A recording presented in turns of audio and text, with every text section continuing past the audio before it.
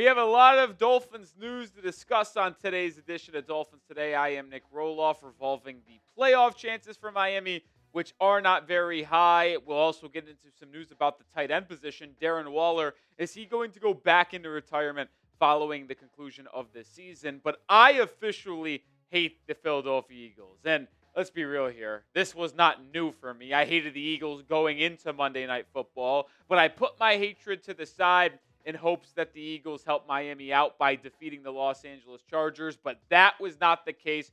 Jalen Hurts, the bum that he is, threw 4 interceptions, and the Dolphins' slim playoff chances got even slimmer last night because the Chargers did get that win, improving to 9-4 on the year, and we've talked about it. If Miami wants to make the playoffs, they got to finish 10-7 this year, and you already have 2 teams in the wild card race, 1 win away from 10 wins with 4 games to go. Meaning it's incredibly unlikely, unless we see absolute collapses down the stretch, that Miami can make the postseason. We talked about it, that the chances for Miami would have been 23% if the Eagles won and Miami won out. But that was a 12% swing game. The Dolphins' playoff chances, if they win out currently, is now at 11.5%, round up to 12%. I said it. It could have been 23%. The Eagles really, really screwed us here. Not to say that Miami would have made the playoffs if the Eagles won this game, but it would have been a little bit easier. It would have been a little bit more likely.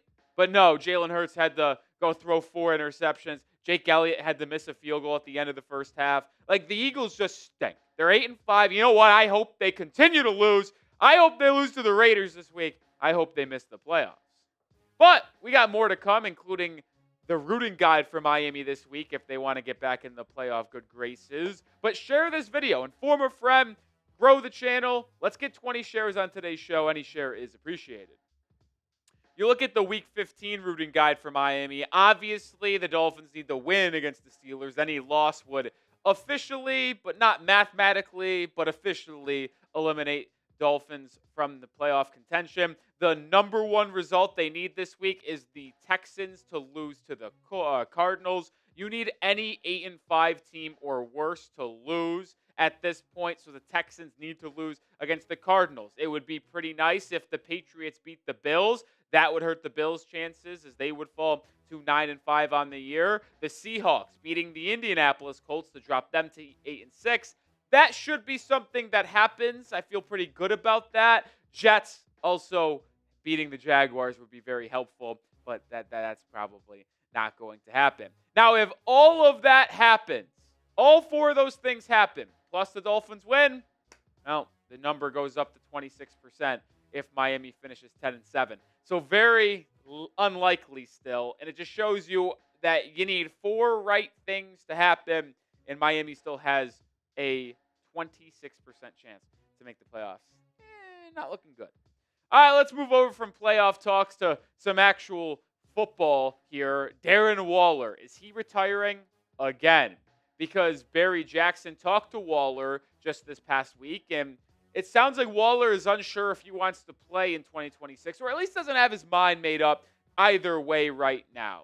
Said he's unsure, but will evaluate at the end of the season and see what he wants to do. Not leaning one way or the other right now, just focusing on enjoying these moments we've got. And when you're talking about Darren Waller, you can't say anything really that negatively, other than the fact that he's been unable to consistently stay on the football field. I mean, Miami's 6-7. They played 13 games. Waller hasn't even played in half of those games. Obviously missed the first 3 games of the year, came back, played 3.5 games, and then went on IR and missed another 4. But in the 6 games that Miami has had Waller on the field, I mean, he's been incredibly productive. He's been one of Tua's favorite targets on third downs and the red zone. I would actually argue when he's on the field, he is Tua's favorite target inside the 20 and especially inside the 10 when there's a crowded area and you need to locate someone that can go up and make a contested catch and high point the football. Darren Waller has been able to do that, had 2 touchdowns in his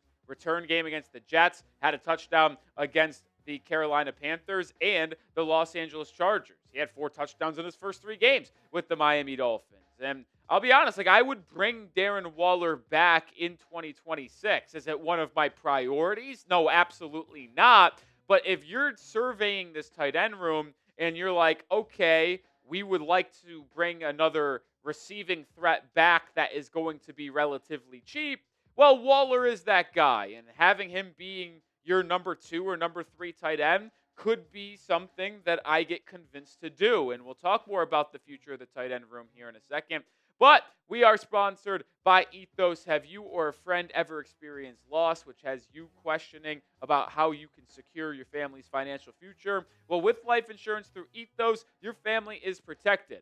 Life insurance is a perfect way to make sure you're covered. And right now, you can get your free quote at ethos.com/NFL Daily. Ethos is an online platform that makes getting life insurance fast and easy to protect your family's future in minutes, not months. There is no complicated process. It's 100% online, no medical exam required. You just answer a few health questions.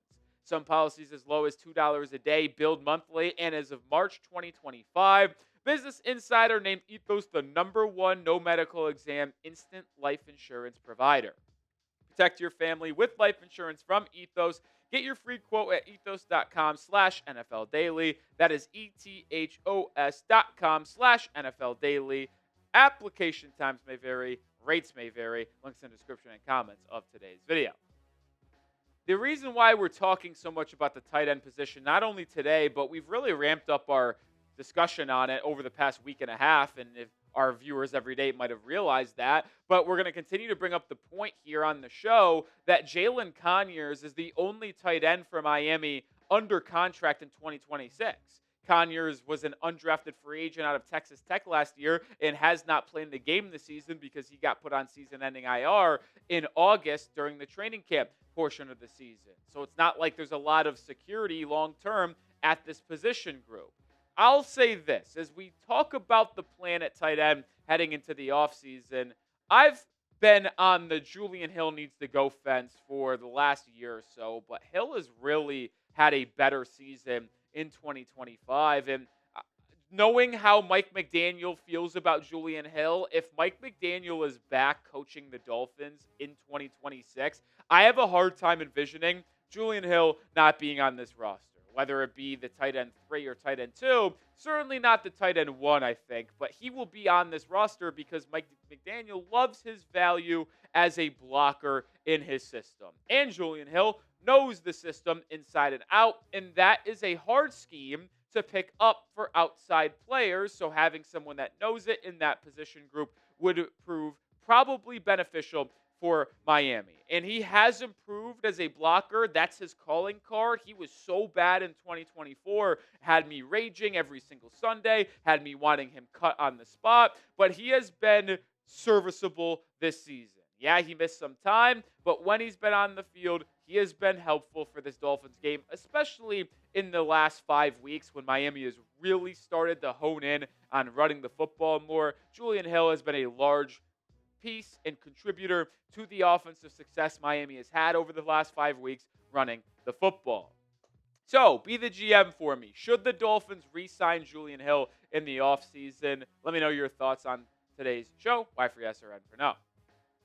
But could the Dolphins also re-sign another tight end? I mean, we mentioned Waller. We mentioned Julian Hill. Maybe this Dolphins tight end room is actually just pretty solid. Greg Dulcich, who the Dolphins signed to their practice squad after roster cutdown day when he didn't make the Giants roster, I was pounding the table for Dulcich to be activated the 53-man roster and utilized on Sundays. Well, it didn't happen until about week 8 when Waller was placed on IR, and Dulcich since then has been phenomenal.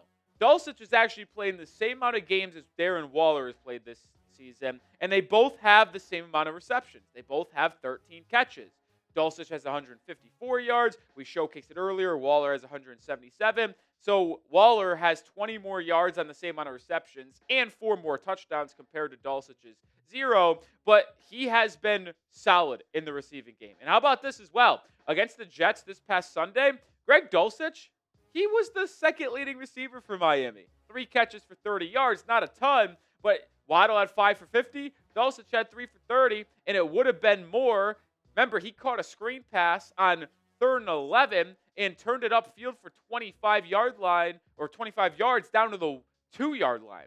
That number could have been much higher for Dulcich. He's been good. So if you're asking me my plan at the tight end position, we mentioned that I wouldn't be shocked or I would want to re-sign all 3 of these tight ends. Well, you're probably not going to bring back all 3. Let's just call a spade a spade. But if you re-sign 2 of them, and it would likely be one of Dulcich and Waller, and then Julian Hill because he's more of that prototypical blocking tight end. So you bring back 2 of the 3 that you have currently on the roster, and then you invest that tight end in free agency or in the NFL draft. Well, that sounds like a pretty solid plan at tight end. I mean, you look at some of the free agent tight ends that are going to be available. Darren Waller's obviously on the list, but you have some solid names on here. Kyle Pitts, 25 years old. Isaiah Likely, 25 years old. Chigakongwu, 26 years old. Cade Otton, 26 years old. Like, there are good tight ends that have been productive in this league already, but also some tight ends that have a good blend of athleticism and blocking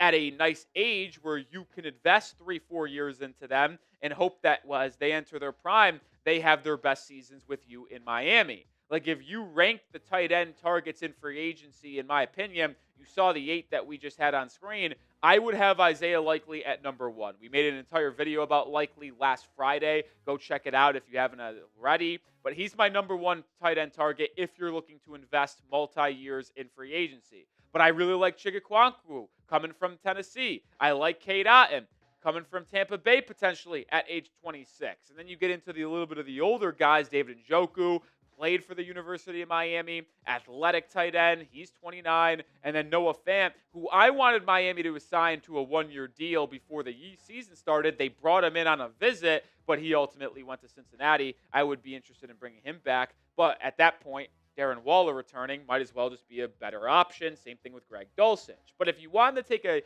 one in the NFL draft, here are the top 8 tight ends early in my big board. Now, this could change based on if players go to the draft or return to the university or transfer, whatever. But Kenyon Sadiq out of Oregon is likely going to be a first-round pick. But then you get into the day 2 type of guys. Max Clare from Ohio State. Michael Trigg from Baylor, who I really like. He's just a massive human being. Or if you want to go with the athleticism route, you go with Eli Stowers from Vanderbilt. Also some good options on day 3 potentially. Joe Royer from Cincinnati. Cuevas from Alabama. Justin Jolly from NC State. There's a lot of decent options at the tight end position in the NFL draft this season. And I keep on bringing this topic up because I truly do believe, we're going to talk a lot about edge. We're going to talk about offensive line.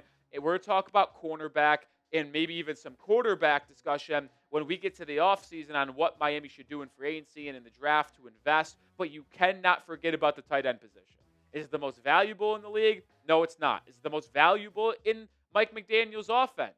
No, it is not. But I do think it's time for the Dolphins to actually invest at the tight end position because they have not done it since Mike McDaniel took over as head coach. Think about what they've had. They've had Mike Gesicki in 2022, Durham Smythe in 2023, and then Johnny Smith in 2024, and then this makeshift group in 2025. They have not had a continuity at tight end over the last 4 years. So why not start that in the offseason going forward?